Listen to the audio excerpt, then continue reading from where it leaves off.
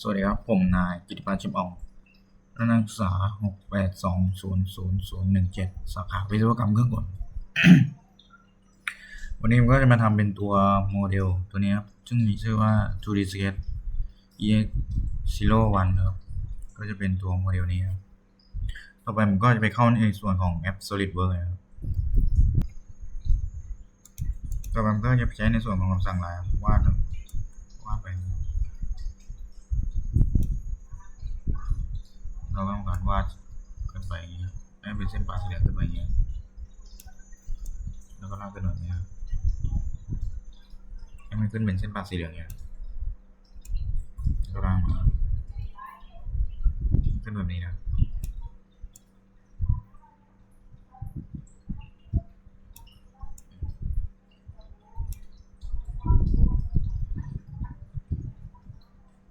ได้แบบนี้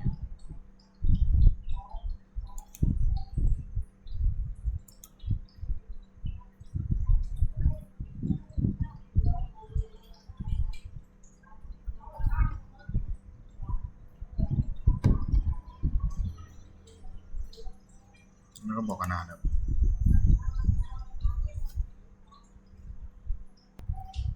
ต่อไปเราก็มาทำการบอกขนาดก่อนนะครับให้คำสั่งSmart Dimensionครับตรงนี้อยู่ที่100ครับส่วนตรงนี้ก็อยู่ที่100เหมือนกัน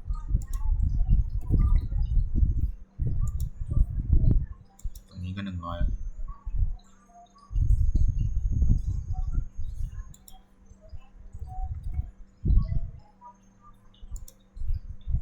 นี่เดิมก็มุมตรงนี้นะครับ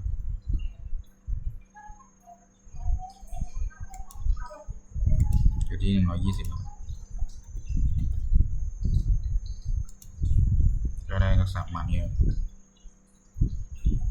ไปที่ทูลวินเลสนะครับคลิกที่เพิ่มเป็นรัศมี60ครับคลิกที่ไม่ถูก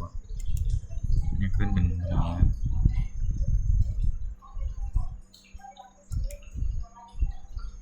ไปสเก็ตแชมเปอร์เอาอย่างนี้เป็นระยะ20ครับเราก็มาคลิกที่วงนี้ก็ได้ประมาณนี้ครับ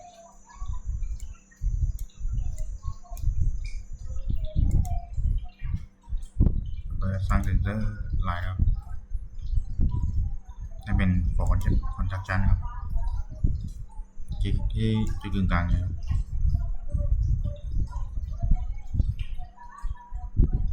ล่างมา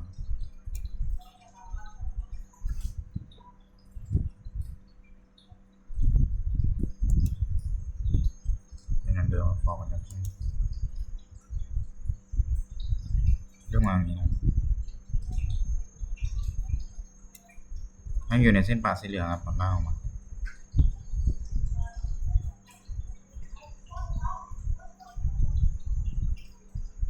แล้วก็ใช้คำสั่งจิมครับ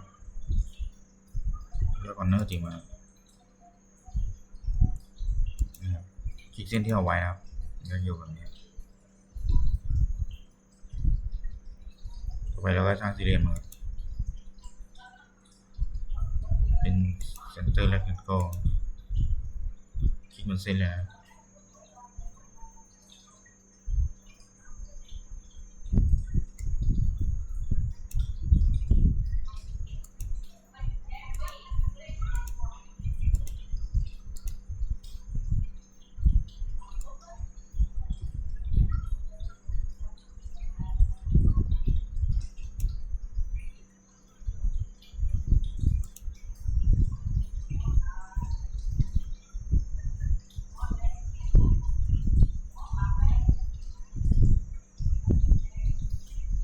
ต่อไปก็บอกขนาดนะครับเส้นนี้กับเส้นนี้ครับที่15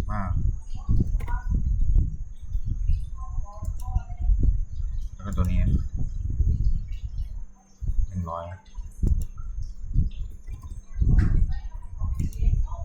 ออกกว้างอยู่ที่50ครับ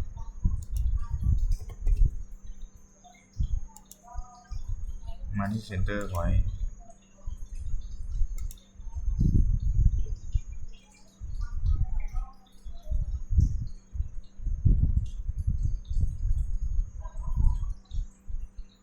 แล้วก็ซูมมาที่กลางสี่เหลี่ยม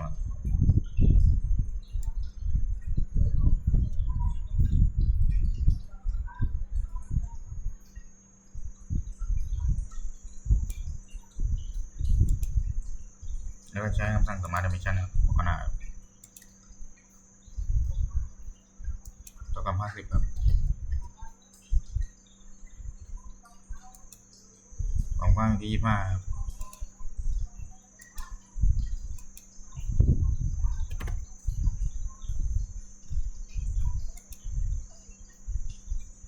หน่วยแล้วใช้ฟิลเลตนะครับอยู่ที่10ครับ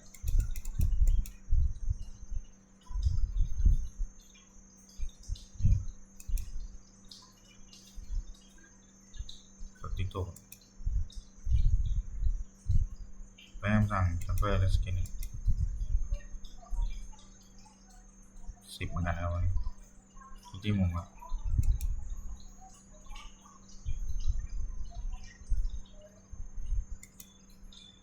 แล้วมาคำสั่งครับ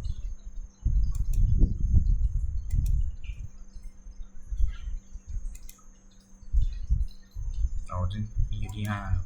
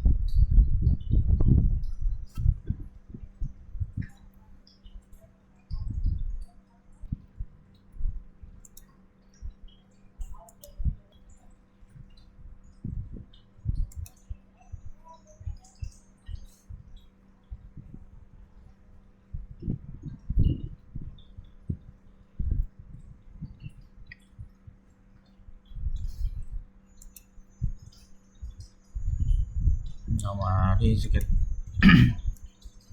Chamfer นะครับไปที่อันนี้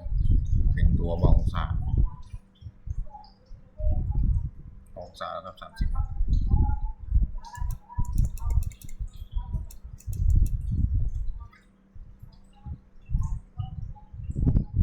ิก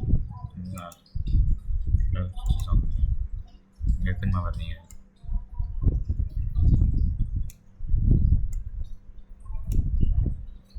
กดติ๊กถูกครับ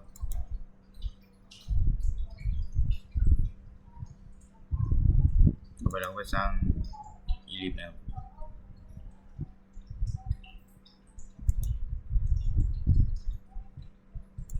สร้างที่นี้ครับ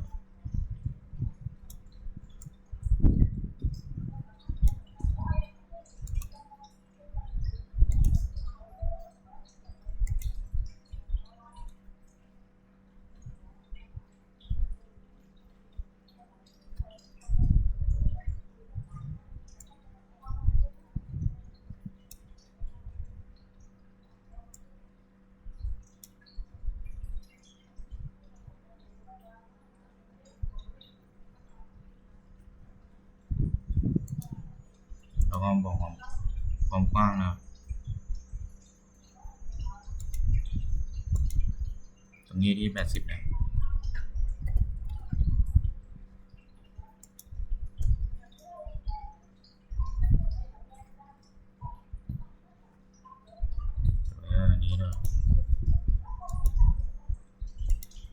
ที่60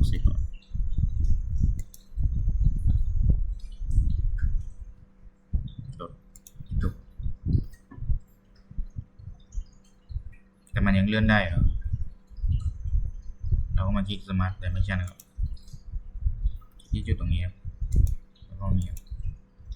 อันนี้อยู่ที่15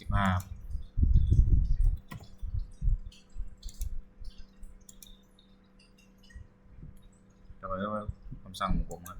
Circle แล้วก็วาดครับติดตัว Smart Dimension ขนาดอยู่ที่40ครับ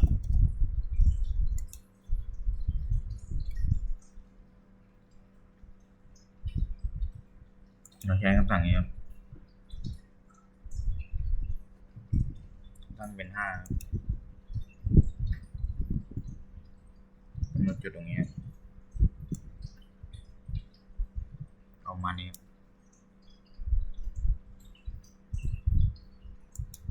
กด exe ครับ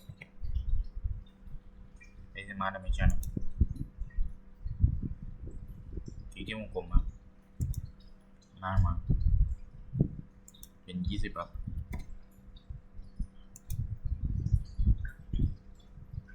มันยังไม่สำเร็จเพราะไอ้5เหลี่ยมนี้เป็นสีฟ้าเอาเมาส์ไปที่จุดครับแล้วก็คลิก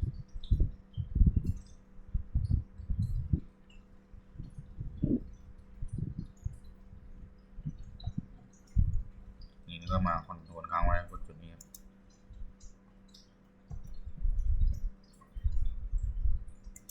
คอนโทรลค้างไว้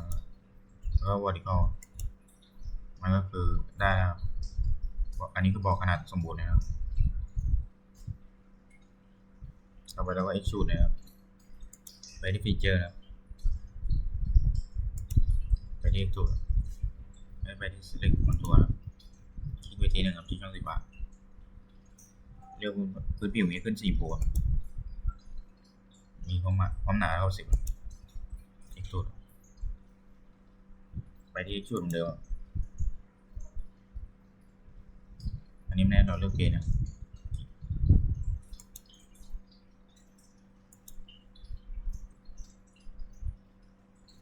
แล้วก็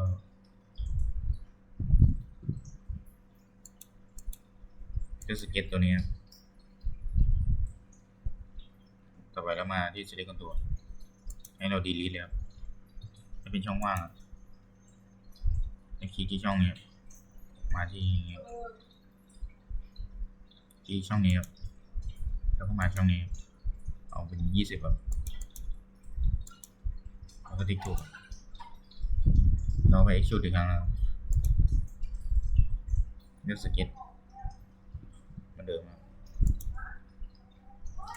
ลบ delete ครับ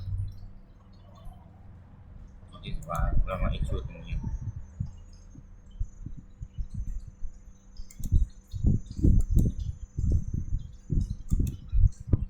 แล้วก็ถูกมันก็รูปมันก็ได้มาแบบนี้มันคือเสร็จแล้ว